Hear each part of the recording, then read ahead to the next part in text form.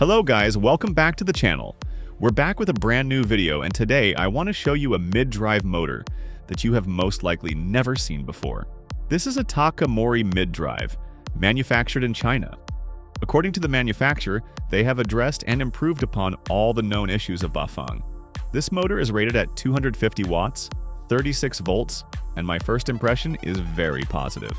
Finally, we have an Ratchet-type axle, which is clearly a better solution than the traditional square taper shaft. We can also see a metal gearbox cover, which improves water resistance and impact protection. Let's power it on first and check the display functions. There are fewer connections than on Bafang. The headlight comes included, and a throttle is not included by default, although the manufacturer can provide a version with a throttle.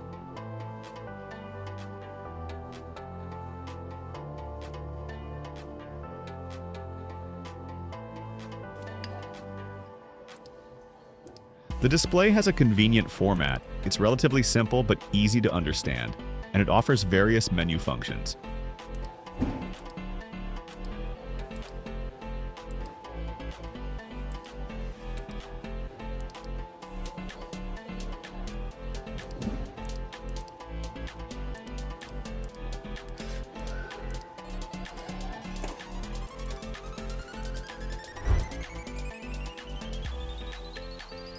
The shaft rotates with very little resistance.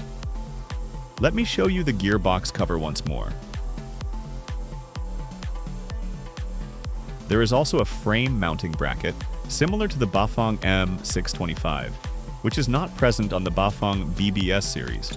This motor also has a bottom bracket mounting system similar to CYC. Here's a close-up of the shaft.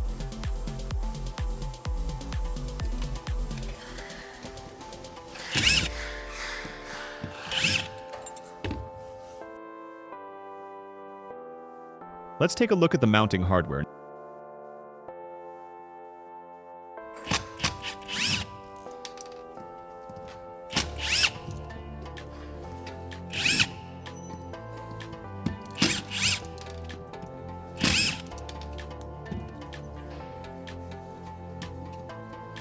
Now, let's test fit the chainring. It's a 42-tooth sprocket. I can already see some potential to offset it further inward to improve the chain line. You won't believe this. There is even a condensation drain hole. I'm not sure how effective it really is, but it's there. Now let's open the motor.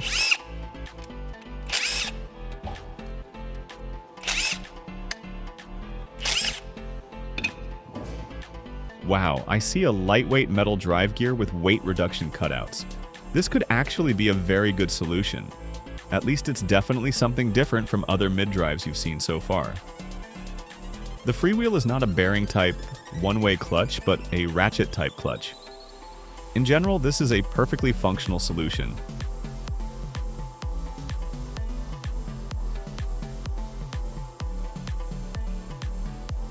Here we can see the torque sensor mechanism. According to the manufacturer, this is a true torque sensor.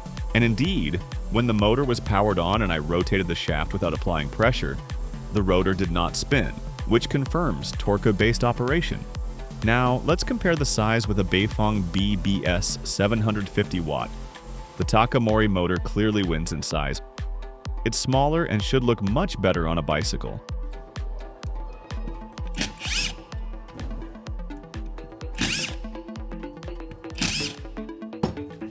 It also features more aggressive cooling ribs and comes in a gray finish. The design is actually quite nice, and I like it. Now, let's remove the controller. Unfortunately, the controller is not potted with resin, which is not acceptable for riding in wet conditions. I wasn't able to remove the controller without taking out the stator, so let's remove the stator now. Here is the stator. It looks high quality with good windings and guys. There are no Hall sensors. Finally, manufacturers are moving in this direction. Now I'm removing the rotor. The rotor is quite small, even smaller than on the 250 watt Bafang.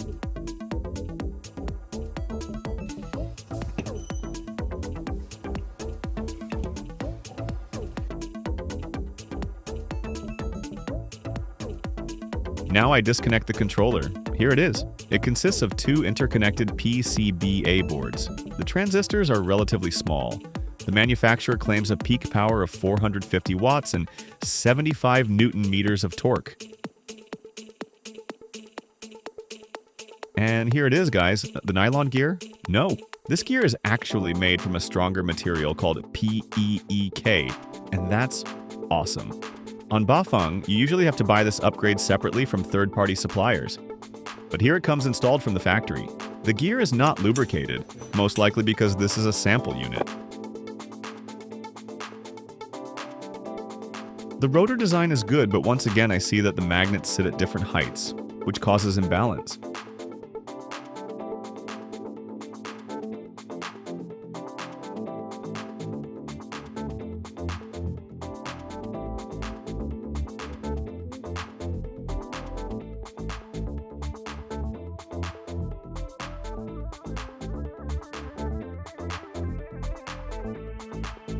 It's also strange that there is no waterproof seal on the stator cover. The motor weight is 2,900 grams, which is significantly lighter than Bafang.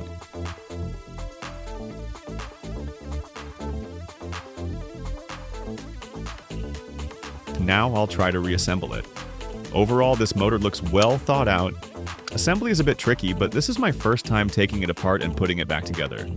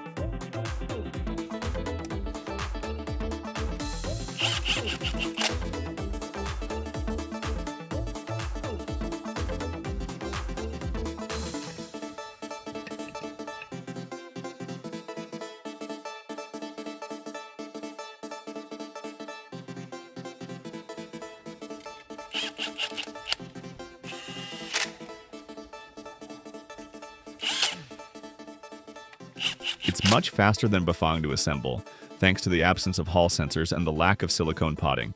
In the near future, I'll install this motor on my bike and test it in real riding conditions. Thanks for watching the video, guys. See you next time!